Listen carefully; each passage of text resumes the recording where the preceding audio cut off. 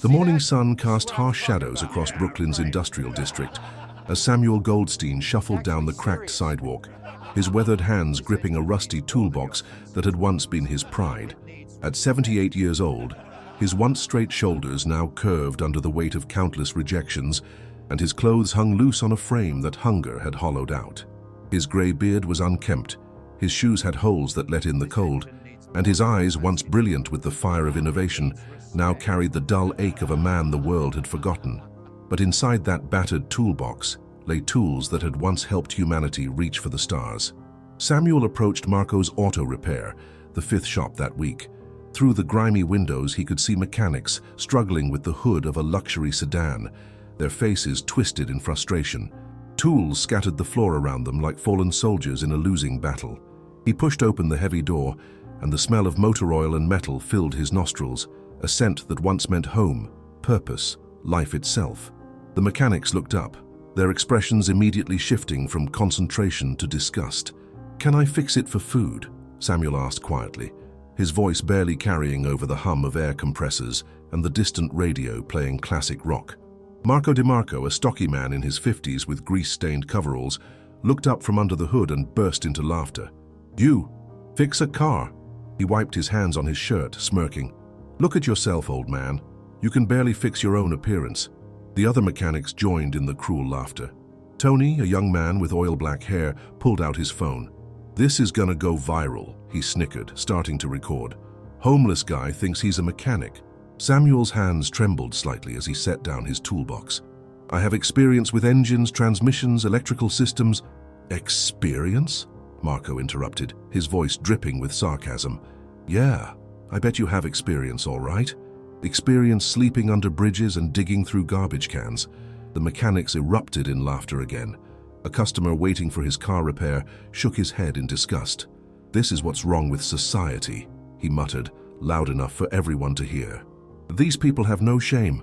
Samuel felt the familiar sting of humiliation burn through his chest, but something deeper stirred within him. This wasn't just about hunger anymore. This was about dignity, about the respect he once commanded when presidents sought his counsel, when astronauts trusted their lives to his calculations. "Please," Samuel said, his voice gaining strength. "Just let me look at the car. If I can't fix it, I'll leave. If I can—" He paused, meeting Marco's mocking gaze. "Then maybe you'll see that appearances can be deceiving. If this story is touching your heart, hit that subscribe button. Because sometimes the most extraordinary people are hiding in the most ordinary circumstances, and you never know when their story might change your entire perspective on life. The world sees a broken man, but God sees a masterpiece waiting to be revealed." Marco's laughter echoed through the garage like a cruel symphony, but something in Samuel's steady gaze made him pause.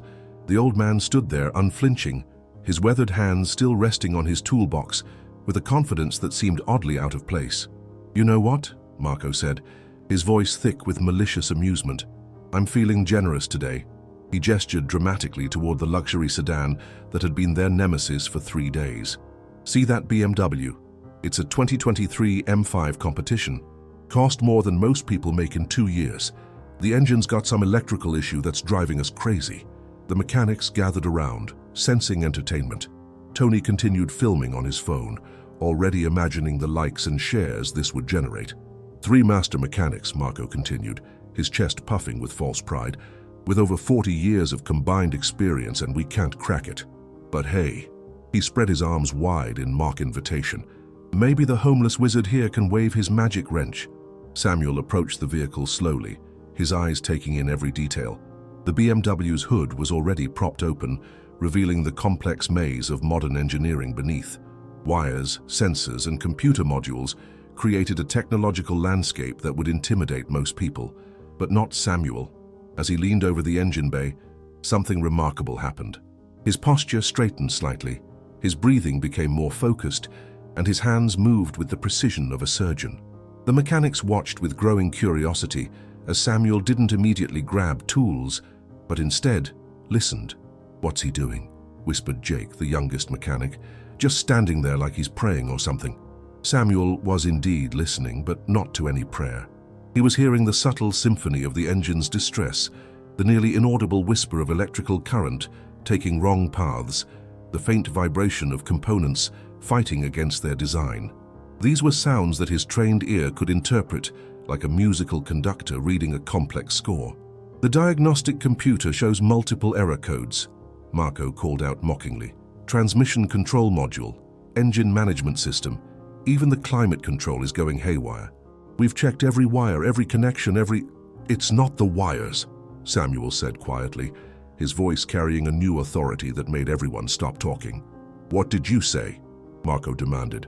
Samuel straightened up, his eyes now focused with laser intensity. "It's not the wires you can see, it's the one you can't." He pointed to a seemingly innocuous area near the engine block. "There's a ground wire behind the intake manifold. Original factory routing has it running too close to the exhaust heat shield. Modern engines run hotter than they used to, and over time, that heat causes the insulation to degrade." The mechanics exchanged confused glances. Marco's smirk began to fade. "When the insulation fails," Samuel continued, his voice gaining confidence with each word, "you get intermittent grounding issues. The computer systems start receiving mixed signals. One moment they think everything's fine, the next they're throwing error codes for systems that aren't actually broken." He opened his toolbox, that beaten, rusty container that the mechanics had mocked, and pulled out tools that were old but meticulously maintained. "May I?" Marco, now genuinely curious despite himself, nodded slowly. What happened next would be talked about in that garage for years to come. Samuel's hands moved with the fluid precision of a master craftsman. He didn't fumble or hesitate. Every movement was deliberate, efficient, purposeful. He removed components with the care of someone who understood not just how they worked, but why they were designed that way. "Impossible," Jake whispered, as Samuel's weathered fingers navigated through the engine bay with the confidence of someone who had designed systems far more complex than this. Within 15 minutes, Samuel had exposed the hidden ground wire, and there it was, exactly as he had predicted. The insulation was charred, the copper wire making intermittent contact with the engine block. Holy, Tony stopped recording, his mouth hanging open. Samuel carefully rerouted the wire, added proper shielding, and secured it away from heat sources. His movements were so precise, so professional, that the mechanics found themselves leaning in, studying his technique like students watching a master. "Start her up," Samuel said simply, wiping his hands on a clean rag he'd brought from his toolbox. Marco hesitated, almost afraid to hope. He turned the key. The BMW's engine purred to life with a smoothness that made everyone's breath catch. The dashboard, which had been lit up like a Christmas tree with error codes, now showed nothing but green lights. Silence filled the garage. Not the hostile silence from before, but the stunned quiet of people witnessing something they couldn't quite believe. "How did you—" Marco's voice trailed off. Samuel closed his toolbox with the same careful precision he'd used to open it. 50 years of experience, he said simply, and the understanding that sometimes the smallest problems create the biggest symptoms. But as he spoke these words, Samuel's eyes caught something in the corner of the garage that made his heart skip a beat. There, covered in dust and surrounded by discarded parts, sat a car that took his breath away. What do you think Samuel saw that captured his attention so completely? Share your thoughts in the comments below. Samuel's eyes remained fixed on the corner of the garage, where beneath layers of dust and neglect sat what appeared to be a ghost from automotive history. The shape was unmistakable to someone who had lived through the golden age of American engineering. Sleek, powerful, and achingly beautiful, even in its current state of abandonment. "What is that?" Samuel asked, his voice carrying a reverence that made the mechanics turn to look. Marco followed his gaze and let out a bitter laugh. "That old thing? That's our garage's biggest joke, a 1967 Shelby GT500 Cobra, been sitting there for 2 years, eating up space and collecting dust." Samuel felt his heart racing as he moved closer to the covered vehicle. Even from a distance, he could see the distinctive lines of Carroll Shelby's masterpiece, a car that represented the pinnacle of American muscle car engineering. This wasn't just any classic car, this was automotive royalty. The owner brought it here after some kid mechanic tried to rebuild the engine and completely destroyed it, Marco continued, his tone growing more animated as he warmed to the story. Kid thought he knew better than the original engineers, bored out the cylinders wrong, mixed up the timing, even installed the wrong pistons. By the time the owner realized what happened, The engine was completely shot. Tony wiped his hands on his coveralls and joined the conversation. We've had 3 different engine specialists look at it. The last guy was from Classic Car Restoration downtown, supposed to be the best Shelby expert on the East Coast. He took one look and said it would cost more to fix than the car is worth. Which is saying something, Jake added, because that car, if it were running, would be worth about $300,000. Samuel approached the vehicle slowly, like a pilgrim approaching a shrine. When he reached out to touch the dusty cover, his hands trembled slightly. "May I?" he asked. Marco shrugged. "Knock yourself out. Just don't break anything else." Samuel carefully pulled back the cover, revealing the car in all its tragic glory. The Shelby's candy apple red paint, though dulled by time and neglect, still held hints of its former magnificence. The racing stripes, the aggressive hood scoop, the wide stance, everything about this car screamed power and performance. But it was when Samuel opened the hood that the true tragedy became apparent. "Dear God," he whispered, and for a moment the mechanics thought they heard something break in the old man's voice. The engine bay was a disaster. Components that should have fit together in perfect harmony were misaligned, mismatched, and in some cases completely wrong for this application. It was like seeing a beautiful symphony orchestra where half the musicians were playing different songs. "The kid who worked on this," Samuel said, his voice tight with controlled anger, "he didn't just make mistakes, he committed automotive sacrilege." Marco laughed harshly. "Tell me about it." "The owner, David Rosenberg, he's some big-shot collector. Rich guy who really knows his cars. When he saw what happened, he nearly cried, literally. A grown man, nearly in tears over a hunk of metal." But Samuel wasn't listening to Marco's commentary anymore. His engineer's mind was already working, cataloging the damage, calculating solutions, seeing possibilities where others saw only destruction. "This crankshaft is from a 289, he murmured, more to himself than to the watching mechanics. "But this should be a 428 Cobra jet. And these pistons," he shook his head, "these aren't even Ford. They're Chevrolet pistons trying to fit in a Ford block." The mechanics gathered around, fascinated despite themselves by Samuel's technical knowledge. "The timing chain is installed backwards," Samuel continued, his voice gaining intensity. "The camshaft is completely wrong for this application, and the electrical system." He traced wiring with his finger. "Someone tried to install a modern ignition system without understanding the original design philosophy." "So it's hopeless, right?" Tony asked. "I mean, even you can see it's a lost cause." Samuel was quiet for a long moment, his hands resting on the edge of the engine bay. When he finally spoke, his voice carried a weight that made everyone pay attention. "I helped design propulsion systems that carried human beings to the moon," he said quietly.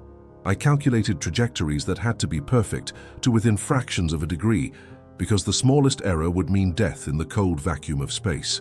The mechanics exchanged glances, uncertain whether the old man was delusional or serious.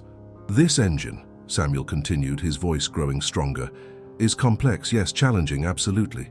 But it's not impossible, it's just misunderstood." Marco snorted. "Right. And I suppose you think you can fix what 3 specialists couldn't?" Samuel turned to face Marco, and for the first time since entering the garage, his eyes held not the dim acceptance of a beaten man, but the fire of someone who had found purpose again.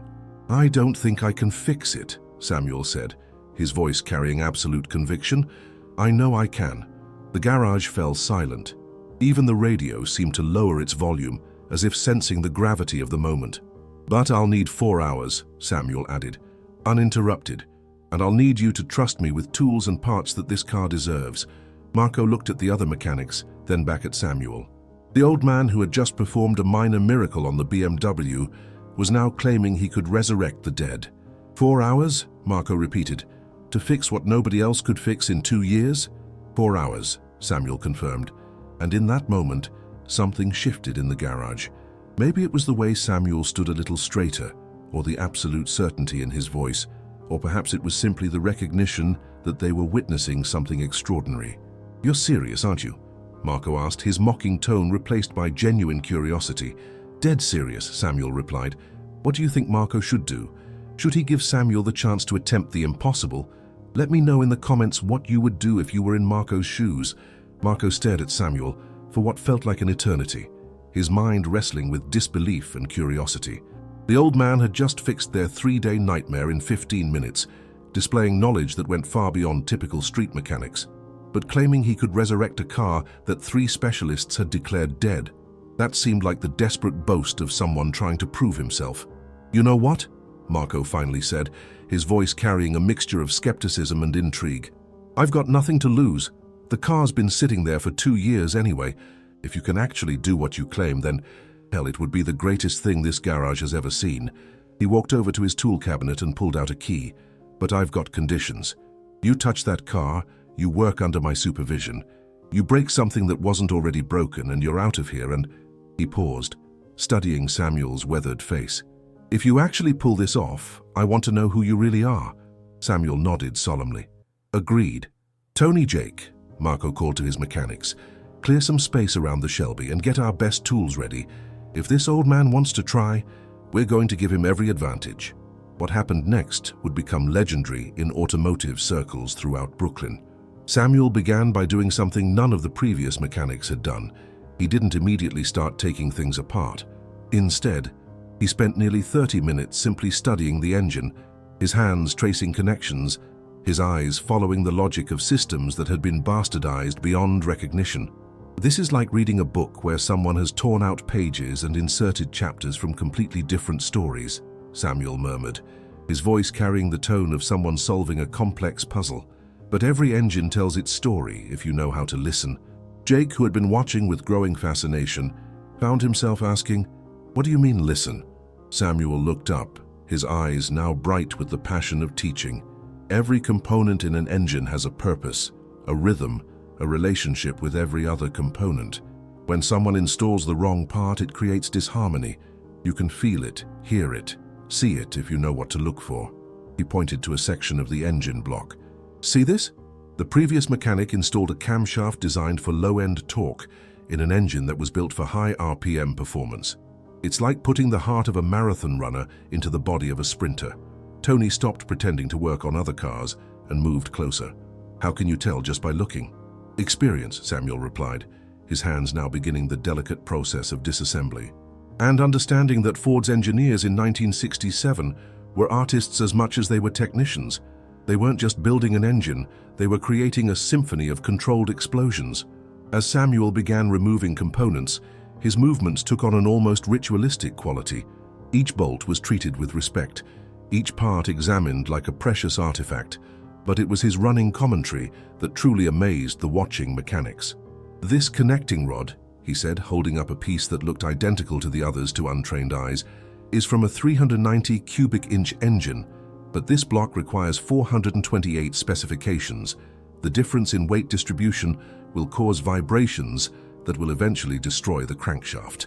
Marco found himself leaning in, genuinely interested. "How do you know all this?" Samuel paused in his work, a distant look crossing his face. "Because I helped design some of the original specifications for high-performance Ford engines in the 1960s. Back when I was—" He stopped himself, seeming to remember where he was. "Back when I was younger." "You worked for Ford?" Jake asked, incredulous. "Among others," Samuel replied cryptically, returning to his work. As the first hour passed, Samuel's true expertise became undeniable.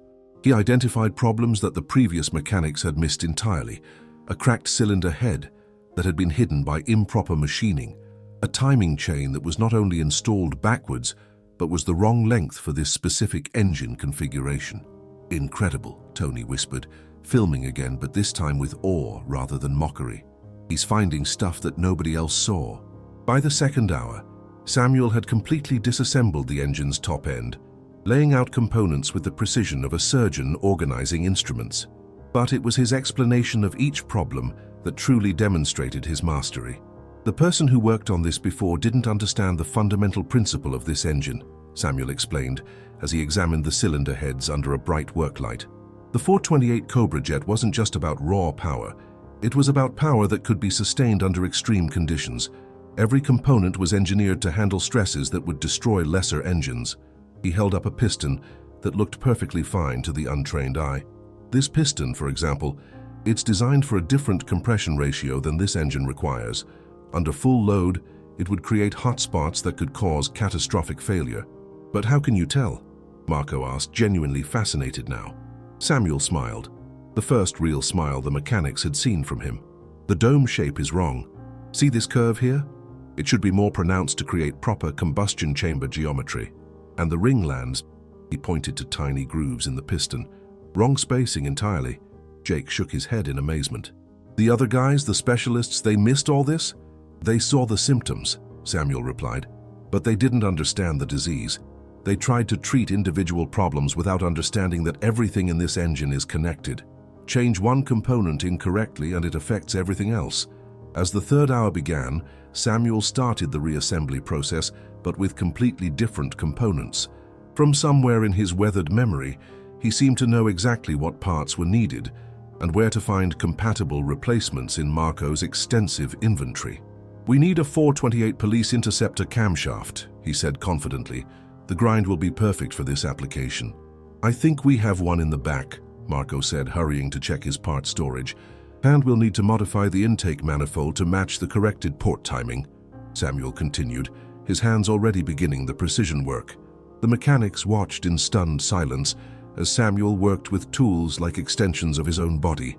Every cut was precise, every adjustment exact, every installation perfect. This wasn't just mechanical work, it was artistry. "Unbelievable," Marco muttered, watching Samuel hand-file a component to exact specifications without even measuring. He's working from memory and it's perfect.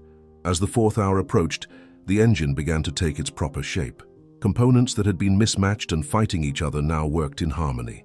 The brutal scars of amateur work were being erased by the gentle, skilled hands of a true master. 30 minutes left, Tony announced, checking his watch. Samuel nodded, now installing the final components with the calm confidence of someone who knew exactly what he was doing. "We'll make it," he said simply. And as the garage watched in amazed silence, the impossible began to seem not only possible, but inevitable. "Do you believe Samuel can complete this miracle in the remaining time? What do you think will happen with the final 30 minutes passed in a silence so profound that even the distant sounds of Brooklyn traffic seemed muted?" Samuel's hands moved with the precision of a master conductor, leading a symphony's final movement, each gesture deliberate and perfect. The mechanics stood transfixed, watching a level of craftsmanship they had never witnessed before. "Final adjustments to the timing," Samuel murmured, his weathered fingers making microscopic changes to settings that looked perfect to everyone else. "The 428 Cobra jet requires exact synchronization between the ignition timing and the fuel delivery system. 1 degree off and you lose 50 horsepower. Tony found himself holding his breath as Samuel connected the final electrical connections. The old man's hands, which had trembled slightly from hunger and cold just hours earlier, now moved with rock-steady confidence. "Carburetor float adjustment," Samuel continued his quiet narration, making tiny turns with a precision tool. "Most people don't realize that altitude affects fuel mixture. We're at sea level here in Brooklyn, but this carburetor was previously adjusted for higher elevation." Marco looked at his watch. 4 minutes remaining. "How could you possibly know that?" Samuel glanced up with a slight smile. "Because I can smell the difference in the exhaust residue on the intake manifold. Lean mixture leaves a different scent than rich mixture." Jake shook his head in amazement. "That's impossible." "Is it?" Samuel asked gently. "A wine expert can tell you not just what grape was used, but what hillside it grew on, and what year it was harvested. A perfumer can identify dozens of individual scents in a complex fragrance. Why shouldn't a master mechanic be able to read the story an engine tells?" With 2 minutes to spare, Samuel stepped back from the engine bay. The Shelby's 428 Cobra jet engine sat before them, no longer the bastardized mess of mismatched components they had seen 4 hours earlier, but a work of automotive art that looked like it had just rolled off Ford's performance assembly line. "She's ready," Samuel announced simply. The mechanics gathered around as Samuel slid behind the wheel of the legendary muscle car. His hands caressed the steering wheel with reverence, and for a moment, the years seemed to fall away from his face. "This is it," Marco whispered. "Moment of truth." Samuel turned the key. The starter engaged with a healthy whir, and then the 428 Cobra jet engine roared to life with a sound that can only be described as automotive poetry. Not the rough, uneven idle of a poorly tuned engine, but the deep rhythmic rumble of perfectly balanced power. The exhaust note was so pure, so perfectly tuned, that it seemed to vibrate in harmony with the very foundations of the garage. Jesus Christ, Tony breathed, his phone camera capturing every second. But Samuel wasn't finished. He let the engine warm for 30 seconds, then gradually began to increase the RPMs. The sound that emerged was nothing short of magnificent, a building crescendo of controlled power that spoke of precision engineering and masterful tuning. At 3,000 RPMs, the engine sang with the voice of American muscle car royalty. At 4,000 RPMs, it roared with the authority of a machine designed to dominate racetracks. And when Samuel briefly touched 5,000 RPMs, the sound was so powerful, so perfectly tuned, that customers from neighboring businesses came outside to see what was making that incredible noise. "Impossible," Marco whispered, tears actually forming in his eyes. "That's the most beautiful engine sound I've ever heard." Samuel turned off the engine and climbed out of the car, his face showing a satisfaction that went far deeper than simple pride in a job well done. This was the look of a man who had reconnected with his true calling. "How?" Jake asked, his voice filled with awe. "How did you do what 3 specialists couldn't?" Before Samuel could answer, the garage's front door burst open with such force that everyone spun around in alarm. A well-dressed man in his 40s rushed in, his face flushed with excitement and disbelief. "Is it true?" the man demanded, his eyes searching the garage until they landed on the Shelby. "Someone called me and they said someone got my car running?" This was David Rosenberg, and the desperation in his voice told the story of 2 years of crushing disappointment. "Mr. Rosenberg," Marco began, but David was already moving toward his car, his hands shaking slightly. "She's been silent for so long," David whispered, running his hands along the Shelby's fender like he was greeting a beloved friend he thought he'd lost forever.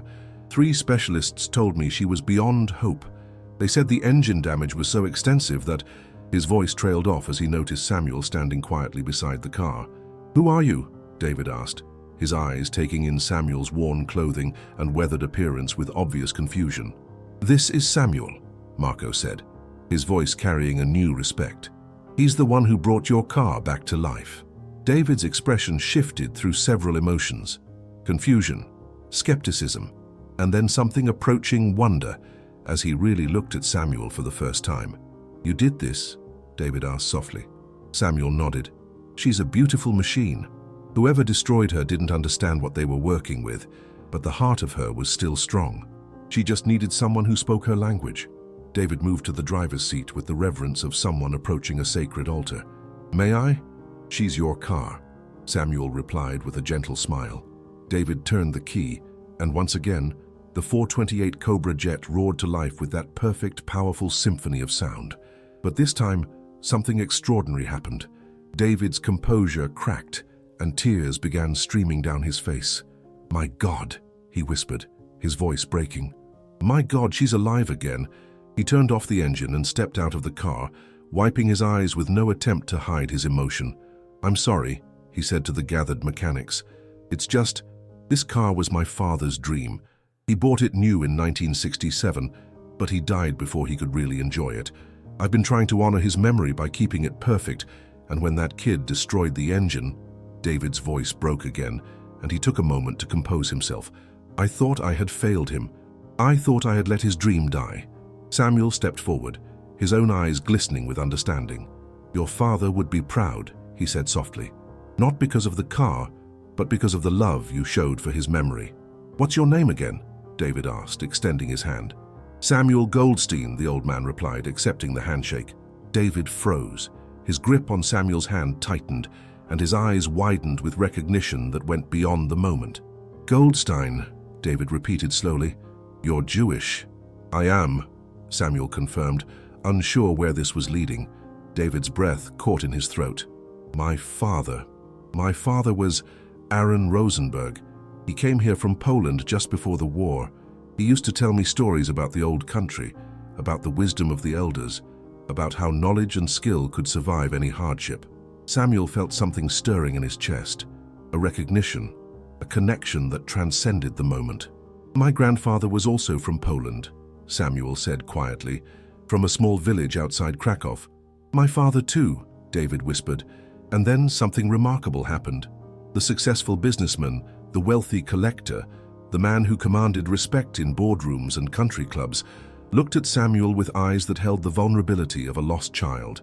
"He died 15 years ago," David continued, his voice growing thick with emotion.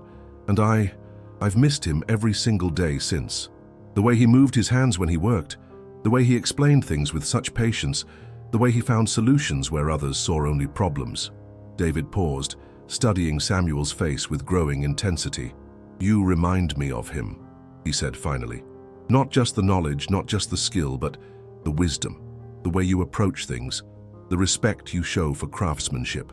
Samuel felt tears forming in his own eyes as he recognized something he hadn't felt in years, the warmth of human connection, of shared heritage, of understanding that went beyond words. "Your father sounds like he was a good man," Samuel said softly. "He was," David replied, his voice barely above a whisper. "And so are you."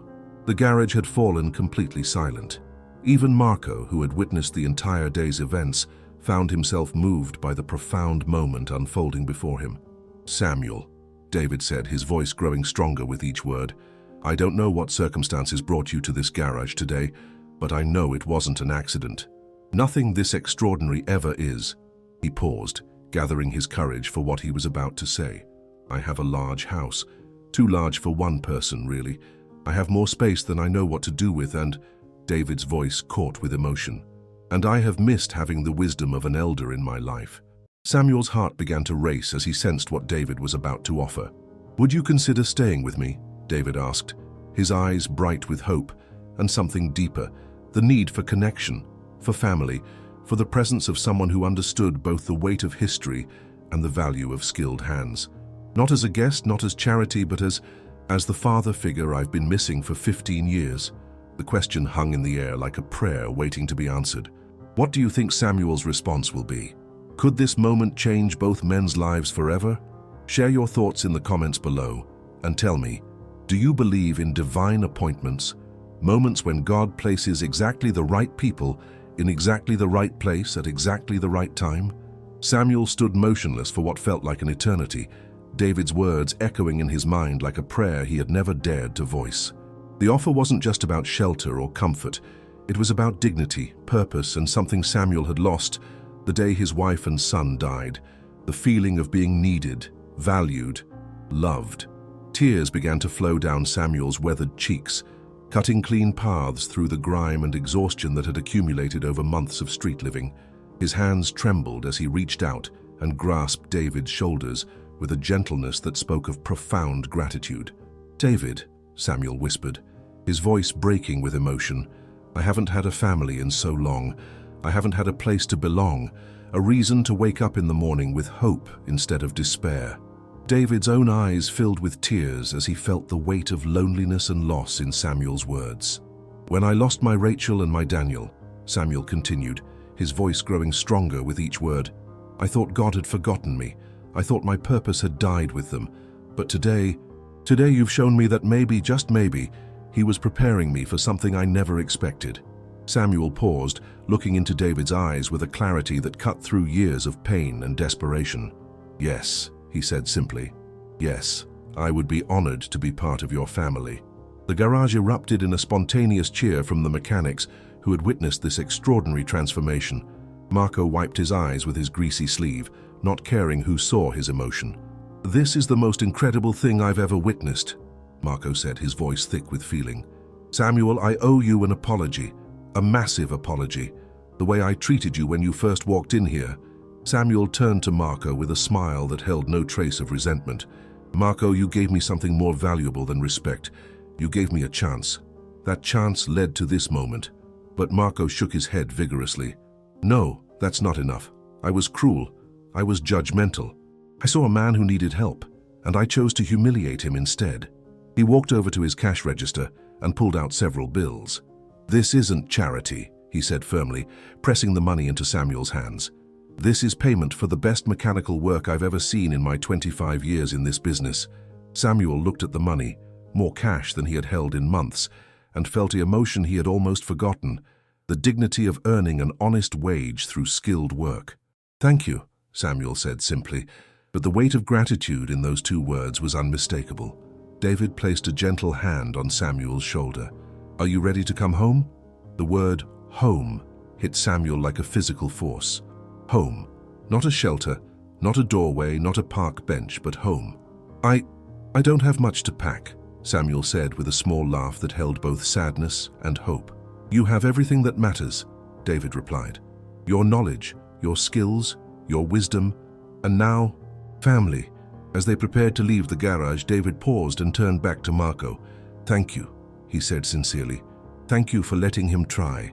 Thank you for witnessing this miracle. Marco nodded, still overwhelmed by the day's events.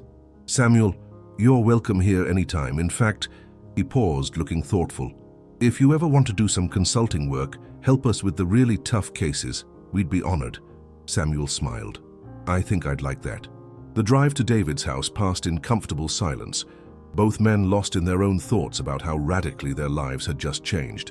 David lived in a beautiful brownstone in Park Slope, the kind of neighborhood Samuel remembered from his prosperous days, but hadn't seen from the inside in years. This is it, David said as they pulled into the driveway. It's been too quiet for too long. The house was magnificent, restored to period perfection, but updated with modern conveniences. As they walked through the front door, Samuel felt overwhelmed by the warmth and beauty of the space. This room here, David said, leading Samuel to a spacious bedroom on the first floor, has its own bathroom and a small sitting area. I've been using it as storage, but it was always meant to be a master suite. Samuel stood in the doorway, taking in the comfortable furniture, the large windows, the sense of peace that permeated the space. David, this is too much, he said softly. No, David replied firmly. This is exactly right. This is what family does. Over the next several hours, as Samuel cleaned up and David prepared dinner, they began to share their stories. David learned that Samuel hadn't just been an engineer, he had been one of the lead designers for NASA's propulsion systems during the Apollo program. You helped put men on the moon, David asked, incredulous. Samuel nodded, his eyes distant with memory. I designed backup systems for the lunar module engines, systems that thank God were never needed, but they were there if the primary systems failed. My God, David breathed. And you've been living on the streets? Samuel's face grew sad. When Rachel and Daniel died in that car accident, I lost myself. I couldn't work, couldn't think, couldn't function. I lost my job, then my house, then my hope. I convinced myself that a man who couldn't even protect his own family didn't deserve to help anybody else. David reached across the dinner table and grasped Samuel's hand. Your family would be proud of what you did today, proud of the man you still are. How can you be so sure? Samuel asked. Because, David said with a smile, they're watching, and they sent you to me just like my father sent you to me. As the evening progressed, they began making plans. David owned several businesses, including a portfolio of investment properties. One of them, he explained, was a large garage facility that he had been trying to figure out what to do with. What if, David suggested, his excitement growing, we turned it into something special? A restoration shop for classic cars, specializing in the kinds of impossible jobs that other people won't touch? Samuel's eyes lit up with the enthusiasm he hadn't felt in years. We could do that. We could really do that. Not we, David corrected gently. You would be the master technician, the expert. I would just be the business partner who makes sure you have everything you need. They talked late into the night, planning their venture, sharing stories, and slowly building the foundation of what would become not just a business partnership, but a true father-son relationship. There's something else, David said as the evening wound down. Something I need to tell you about my father. Samuel waited, sensing the importance of what was coming. He always told me that the greatest treasures in life are often hidden in the most unexpected places. He used to say that God disguises his greatest gifts as ordinary moments, and that the wise man learns to recognize miracles even when they come dressed as problems. David paused, looking directly at Samuel. When you walked into that garage today, looking like... He stopped, choosing his words carefully. Looking like someone the world had forgotten, you were actually the answer to a prayer I didn't even know I was praying. Samuel felt tears forming again, but these were different tears. Tears of gratitude, of belonging, of hope reborn. David, he said softly, I want you to know something. In Jewish tradition, we believe that every person has a purpose, a specific role to play in God's plan. For years I thought mine was finished, but maybe Maybe my real purpose was always to be here, in this moment with you. Maybe, David agreed, we were always meant to find each other. As Samuel prepared for his first night in a real bed in months, he looked out the window at the quiet Brooklyn street and offered a prayer of thanksgiving. Tomorrow would bring new challenges, new opportunities, and new joys. But tonight, for the first time in years, Samuel Goldstein was home. And in the morning, he would wake up not as a forgotten man sleeping on the streets, but as a valued member of a family, a master craftsman with purpose, and a living testament to the truth that it's never too late for a new beginning. Do you believe in second chances? Have you ever witnessed a moment when someone's life changed completely in a single day? Share your thoughts below and tell me, what would you do if you encountered someone like Samuel on the street? 6 months later, the morning sun cast golden rays through the pristine windows of Goldstein and Rosenberg Classic Restorations, illuminating what had become the most respected automotive restoration facility on the East Coast. The transformation was nothing short of miraculous, not just of the building, but of the lives it had touched. Samuel stood in the center of the gleaming workshop, wearing clean coveralls with his name embroidered on the chest, watching with pride as his team of carefully selected apprentices worked on a collection of automotive treasures that would make any collector weep with envy. But these weren't just employees. They were young people he had personally chosen, each one carrying their own story of struggle and hidden potential. Miguel, Samuel called gently to a young man working on a 1969 Dodge Charger RT. Remember what we discussed about the carburetor float adjustment. The needle valve seat must be perfectly clean, or you'll have fuel pressure inconsistencies that will drive you crazy for weeks. Miguel nodded respectfully, his eyes bright with the enthusiasm of someone learning from a true master. 6 months ago, Miguel had been unemployed, turned away from job after job because of his lack of formal training. Now, under Samuel's patient guidance, he was becoming one of the most skilled young mechanics in Brooklyn. "Yes, Mr. Goldstein," Miguel replied. "Check the seat, clean it with carburetor cleaner, and test the needle valve for proper sealing before reassembly." Samuel smiled with the satisfaction of a teacher watching his student grasp not just the technique, but the underlying principles. "Exactly. You're thinking like an engineer now, not just a parts replacer." In the corner of the shop, David worked at a beautifully restored antique desk, handling the business side of their operation. But this wasn't just about money. Every car that came through their doors was treated like a piece of automotive history, deserving of preservation and respect. The transformation in both men was remarkable. Samuel had gained weight, his eyes had regained their brilliant spark, and his shoulders once again carried the proud bearing of a man who knew his worth. David, meanwhile, had found the paternal wisdom he had missed since his father's death, and the deep satisfaction that comes from using success to serve a higher purpose. "Samuel," David called from his desk, "we just received a call from the Peterson Automotive Museum in Los Angeles. They have a 1957 Ferrari 250 Testarossa that 3 different restoration shops have declared impossible to fix. They want to know if you'll take a look at it." Samuel's eyes lit up with the familiar fire of a challenging puzzle. "What's wrong with it?" "Engine seized completely, transmission destroyed, and electrical system fried. Oh, and the chassis has stress fractures from a racing accident in 1962. The younger mechanics in the shop looked up in amazement. They had learned to recognize that particular gleam in Samuel's eyes. It meant he was about to attempt something that everyone else considered impossible. "Tell them to ship it," Samuel said with quiet confidence. "Every car has a story, and every story deserves a proper ending." As the day progressed, Samuel found himself reflecting on the journey that had brought him to this moment. The workshop that had once echoed with mockery and humiliation now rang with the sounds of learning, respect, and purpose. Marco had become a regular visitor, often bringing his most challenging cases to Samuel's expert attention, and their relationship had evolved into a genuine friendship built on mutual respect. But it was the young people Samuel mentored that brought him the greatest joy. Each apprentice he selected carried some invisible wound: poverty, discrimination, lack of opportunity, family tragedy. Samuel saw in each of them the potential that the world had overlooked, just as the world had overlooked his own value during those dark months on the street. "Mr. Goldstein," called Maria, a brilliant young woman who had been rejected from automotive programs because instructors claimed girls couldn't handle the physical demands of engine work. Under Samuel's guidance, she had become a specialist in precision electrical systems, her small hands and meticulous attention to detail making her invaluable for the most delicate restoration work. Yes, Maria? The wiring harness for the 63 Corvette split window is ready for your inspection. Samuel walked over to examine her work, his practiced eye taking in every detail. The wiring was not just functional, it was art. Every connection was perfect, every wire routed with precision that honored the original factory specifications while incorporating modern safety improvements. Beautiful work, Samuel said, and meant it. Your attention to detail rivals the best automotive electricians I worked with at NASA. Maria beamed with pride.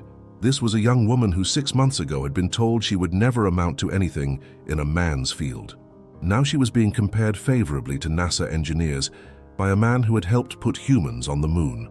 As the afternoon wore on, Samuel gathered his apprentices for their daily wisdom session, a tradition he had established where technical instruction was combined with life lessons drawn from his decades of experience. Today I want to talk about precision, Samuel began, his voice carrying the authority of someone who had learned these lessons through both triumph and tragedy. In engineering, we often say that precision is the difference between success and catastrophic failure. A rocket engine that is 99% perfect will still explode. A heart surgery that is 99% successful still results in death. The young people listened intently, understanding that these lessons extended far beyond automotive work. But precision isn't just about measurements and tolerances, Samuel continued. It's about integrity. It's about taking pride in your work even when no one is watching. It's about understanding that every task, no matter how small, is an opportunity to honor both your craft and yourself. Miguel raised his hand. Mr. Goldstein, when you were homeless, did you ever think you'd be teaching us these things? The question hung in the air, and Samuel took a moment to consider his answer carefully. Miguel, during those dark months, I thought my story was over. I thought my knowledge, my skills, my experience, all of it was worthless because I had failed to protect the people I loved most. Samuel's voice grew stronger as he continued. But I learned something important. Our value as human beings isn't determined by our circumstances. It's determined by what we carry inside us. Our knowledge, our compassion, our willingness to help others, our refusal to give up, even when everything seems hopeless. He gestured around the workshop. Every person in this room was underestimated by someone. Every person here was told they weren't good enough, smart enough, strong enough. But look at what we've built together. Maria spoke up. You taught us that our past doesn't define our future. Exactly, Samuel nodded. And more than that, you've taught me the same lesson. David didn't just save my life that day in Marco's garage. All of you, every day, you save my life by giving me purpose, by allowing me to pass on what I've learned, by proving that wisdom and experience have value regardless of the package they come in. As evening approached and the apprentices prepared to head home, Samuel stood alone in the workshop with David, both men taking in the profound transformation that had occurred in such a short time. You know what amazes me most, David said, his voice filled with wonder. It's not just that you've become successful again. It's that you've used that success to lift up others who were forgotten, just like you were forgotten. Samuel nodded thoughtfully. In Jewish tradition, we have a concept called tikkun olam, healing the world. For years, I thought my opportunity to contribute to that healing had ended. But maybe the real healing work was always supposed to begin after I learned what it felt like to be broken. Your father would be proud, David said softly. And yours as well, Samuel replied. We've built something here that honors both their memories. As they prepared to close the shop for the day, Samuel noticed a familiar figure standing uncertainly outside the front window. It was a young man, maybe 25, wearing clothes that had seen better days, carrying a small toolbox, and wearing the unmistakable expression of someone who needed work but expected rejection. Samuel and David exchanged a knowing look. I'll get it, Samuel said with a smile, walking toward the front door. As he opened the door, the young man looked up with hope mixed with apprehension. Excuse me, sir, the young man said, his voice carrying a slight accent that suggested recent immigration. I heard you might need mechanics. I don't have papers yet, but I know engines, and I work very hard, and Samuel held up a gentle hand to stop the nervous flow of words. What's your name, son? Carlos, sir, Carlos Mendoza. Carlos, I'm Samuel Goldstein. Tell me, what do you know about engines? For the next 20 minutes, Samuel listened as Carlos demonstrated a knowledge of automotive systems that was impressive for someone his age. But more than technical knowledge, Samuel heard something else in the young man's voice. The same hunger for opportunity, the same pride in craftsmanship, the same desperate hope that he himself had carried into Marco's garage 6 months earlier. "Carlos," Samuel said finally, "can you start tomorrow morning at 7? The young man's face lit up with a joy so pure that it reminded Samuel why he had been blessed with this second chance. "Yes, sir, thank you, sir, I won't let you down." As Carlos walked away, practically floating with happiness, David joined Samuel at the window. "Another lost soul finding his way home?" David asked with a knowing smile. "No," Samuel replied, his eyes bright with the wisdom that comes from having lived through both despair and redemption. "Another proof that God's greatest miracles often come disguised as ordinary moments, and that the most valuable people are often the ones the world overlooks." If this story has touched your heart, please share it with someone who needs to hear it. Subscribe to our channel for more stories that prove the power of second chances, and leave a comment telling us, what note would you give this story from 0 to 10? Your feedback means everything to us. If you connect with stories of resilience, wisdom, and the enduring strength of the human spirit, especially those rooted in Jewish teachings about perseverance and hope, I want to share something special with you. If you sense that this story resonated deeply with your soul and you wish to explore further, I present to you our ebook, Jewish Wisdom. This material was created based on authentic teachings from the Torah, Talmud, and Kabbalah. These are not personal interpretations, but respected sources that have been studied for generations.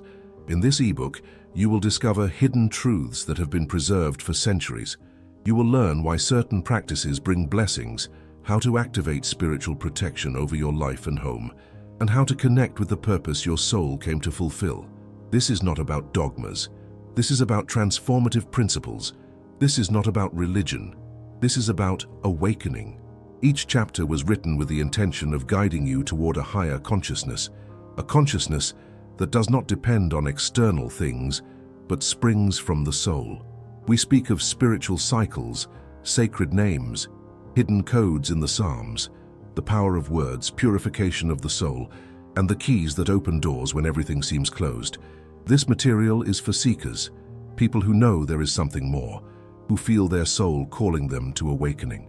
The Jewish Wisdom ebook is available in digital format. You can read it from any country at any time on your phone, tablet, or computer, and if you've made it this far, it's no accident. There is a calling in your life, a divine invitation, because sometimes heaven speaks in silence, and only the attentive soul can hear. The link is in the description. Never judge a person by their appearance or circumstances, for within every forgotten soul may lie the wisdom that could change the world.